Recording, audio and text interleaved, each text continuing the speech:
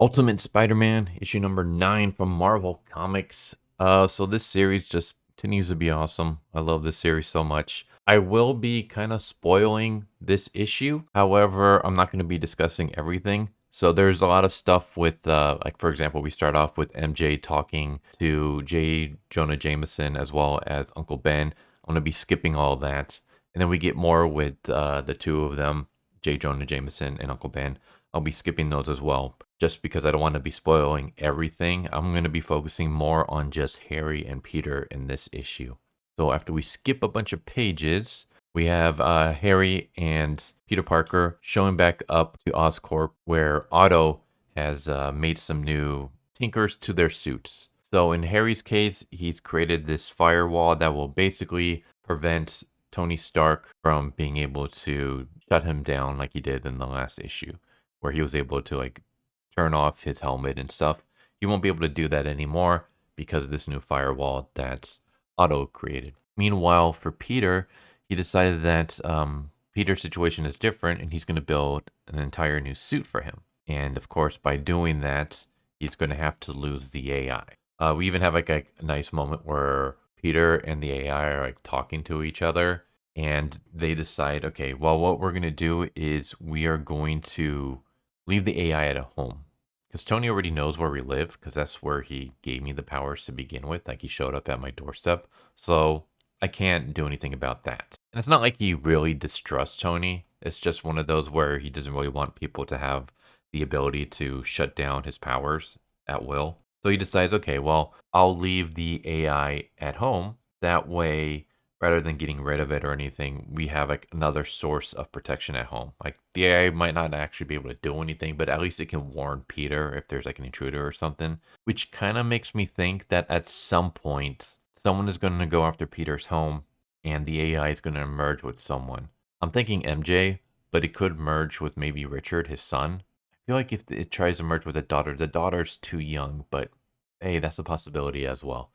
And I think maybe this is how we're going to get Venom. Like just the way that the AI acted. In this issue, it seems fine, but in the last issue, it just left me a little bit like, I'm kind of getting a little bit of vibes that something's going to go down with this AI. And then just the way that it looks and the way that it kind of moves, it just gives me that symbiote vibe.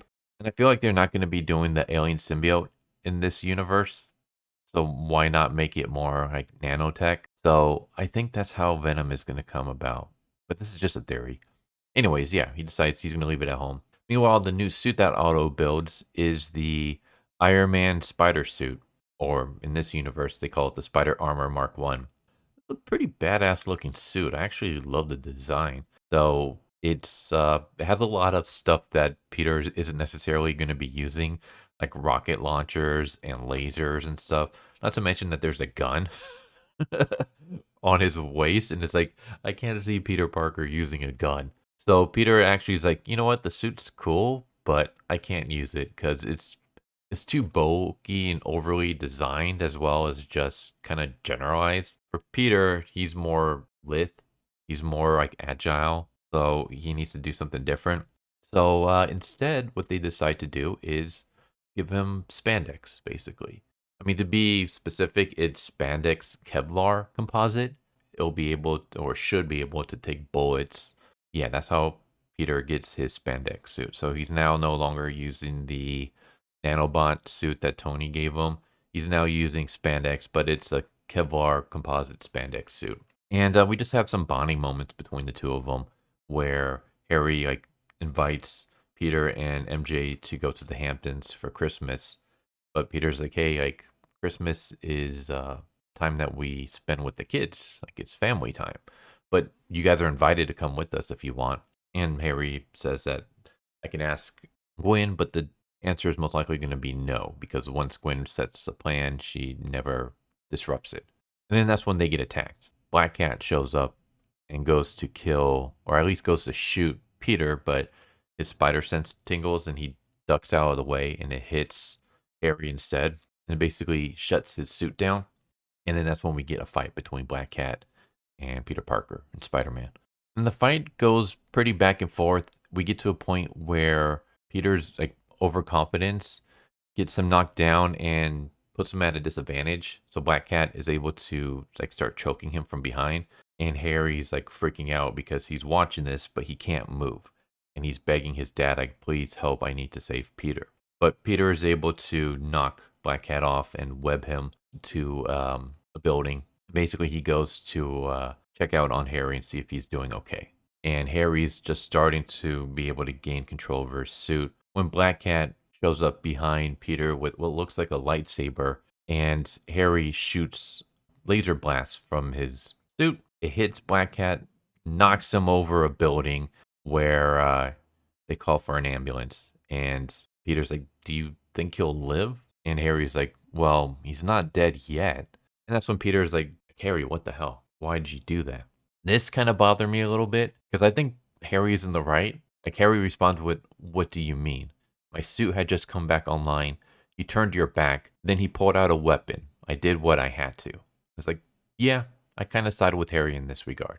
And Harry even says he would have killed you, Peter, and not thought twice about it. Like, you heard what he said about Fisk and who knows, however else, making a game of hunting us. So the Sinister Six is basically going to be hunting the two of them. We're running out of time here. My parents are gone because of them. So is your aunt. And if you think they won't do the same thing to you or me or our families, you're crazy. But Peter is like one of those where we're supposed to be heroes. We got to be better than that. We have to be. And this is totally in line with Peter. But it is something that's like, I don't know. It's one of those things in superheroes that I always hated. Or it's like, oh, we can't kill them because we have to be above them. You know, we can't be monsters. And it's like, well, then are you saying that soldiers are monsters? Are you saying that cops are monsters? Are you saying that people who defend their homes from intruders and, you know, shoot a robber breaking into their house are monsters? There is such a thing as self-defense. And sometimes when it comes to self-defense, you have to completely eliminate the target. That doesn't make you evil or anything like that. If someone is sneaking up behind you to slice you with a lightsaber, I think shooting them is completely fine. So that's just one of those things that always kind of bother me. So in this regard, I'm siding with Harry. But the good thing that I liked about this is it seems to be setting up that this is gonna be the fallout. But then Harry immediately says, you need to know, Peter, if I'm put in the choice and one of them is about to kill you, I will never hesitate.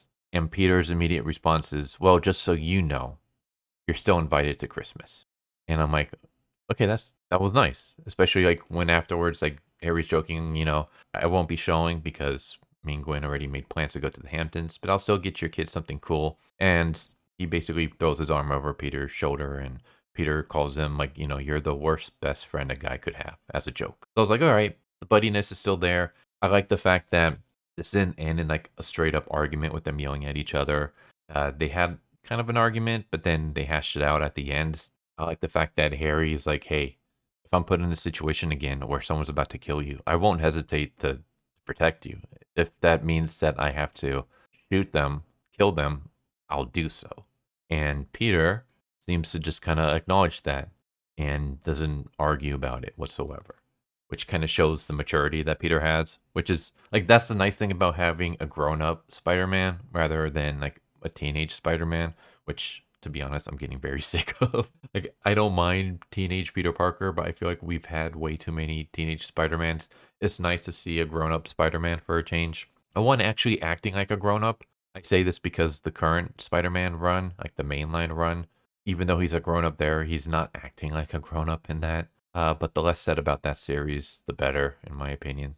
Yeah, it seems like they're setting up for a possible breakup in the future. I'm hoping this is a bait and switch. I'm hoping it doesn't happen just because it would be nice to have Peter Parker have like a best friend who he can rely on while he's going out and doing superhero things. He has the best friend in MJ, but she's not going to be out there fighting crime alongside with him. So it's nice to have like a best friend that could do that. And I like this new version of Harry.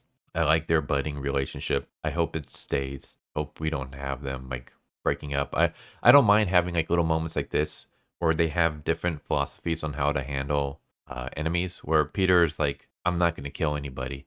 Whereas Harry isn't straight up, I'm going to murder them.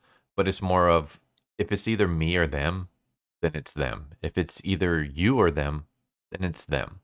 Like, I won't hesitate to kill them if I absolutely have to, but that's not the first thing I'm going to try to do. So I can totally respect that. Artwork is great. I love the artwork. A lot better than was it the last issue or the issue before? There was an issue like not that long ago where they had a new artist for just one issue, and it wasn't the greatest. But I think we have the OG artist from the first issue back again, and yeah, I like the artwork. Characters are great. I didn't talk much about MJ and J. Jonah Jameson, Knuckle Band, but their story is interesting, and I wonder if Harry shooting Black Cat and knocking him off the building, possibly killing him. I wonder if that's going to be the thing that turns J. Jonah Jameson into becoming a anti-Spider-Man. I guess we'll find out. But yeah, this issue was awesome. I liked it. I thought it was really good. Highly recommend it, and I recommend this series. It's been fantastic. There hasn't been an issue that I've disliked so far. I think Jonathan Hickman is doing an amazing job with this, and I can't wait to see where this goes. So there you go. Hope you enjoyed. Hope to see you next time. Take care. Later. Thank you for watching my video. I hope you enjoyed it. If you didn't, I still want to thank you for watching it this far, and I hope the next one is more to your liking. With that said, thank you once again, and I hope you guys and gals have a good one. Later.